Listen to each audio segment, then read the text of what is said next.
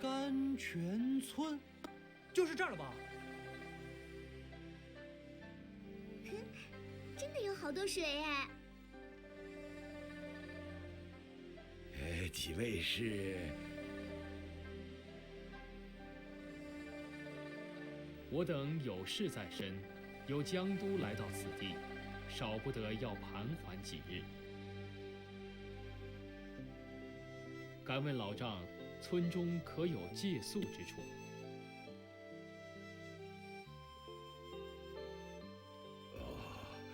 咱们村子呀，地方小得很，不方便外人留宿。我看你们，裴公，远来即是客，让他们住我那里就是。云平，你这么早就回来了？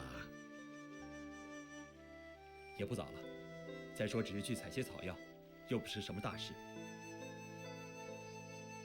裴公，您的风寒刚好没多久，怎么就出来了呢？还是回屋多歇息歇息，客人有我招呼吧。好，那你们慢说，我先走了。云平，你可不要怠慢人家呀。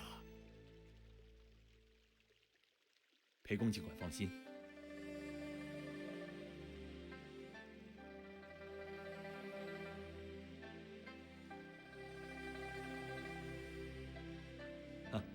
幸会，鄙人骆云平，是甘泉村的村长。还以为村长和镇长什么的，都是只有活了大把年纪的老爷爷才能当上。小哥说的倒也没错，只不过本村有些不同，年轻人几乎都出外谋生去了，只有逢年过节才回来看看。村中剩下的多是老弱妇孺，大伙便推举了我，照顾这些亲眷。了不起，你一个人要顾这么多人，那你一定很厉害了。也就是身强体壮，干得了活，爬得了山。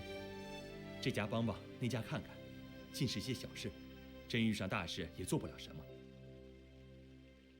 哎，不说这些了。看几位衣饰打扮，不像寻常人家，怎么会来我们这个小村子？实不相瞒，我等是为找寻遗物而来，希望能够觅得一些线索。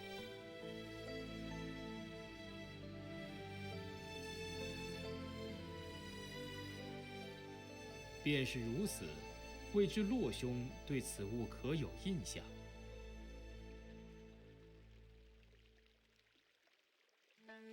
几个月前，有个重伤之人倒在村口，我们将他带进村里，请了大夫。可是那伤太重了，大夫也没办法。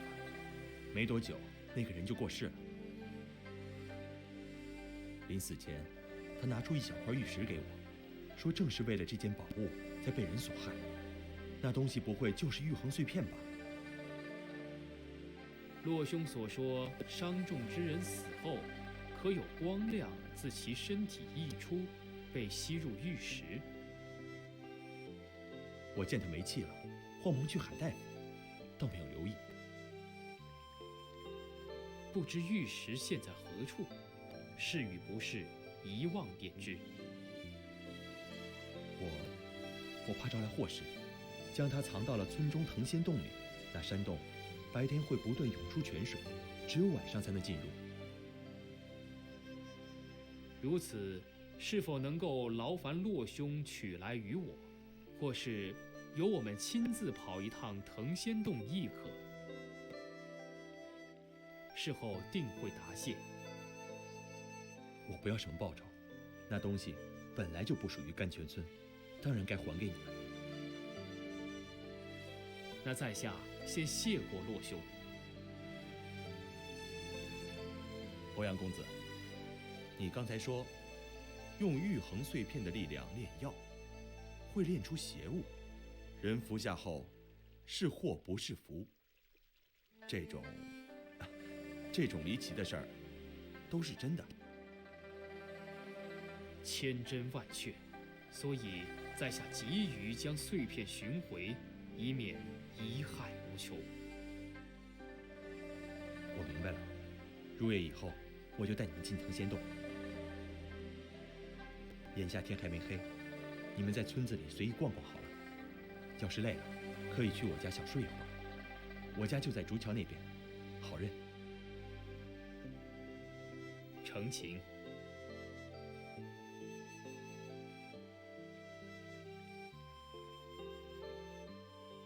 这个骆云平，什么？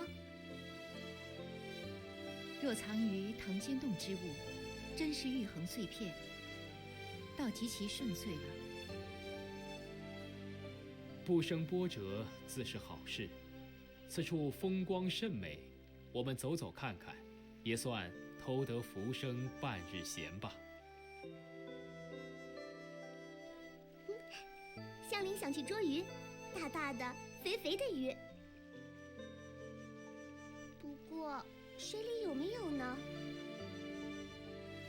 去看了不就知道了。我也跟你们一起。你也来？不可以吗？来就来。屠苏哥哥也来玩吧。另有他事。好吧，那我们自己去捉鱼了。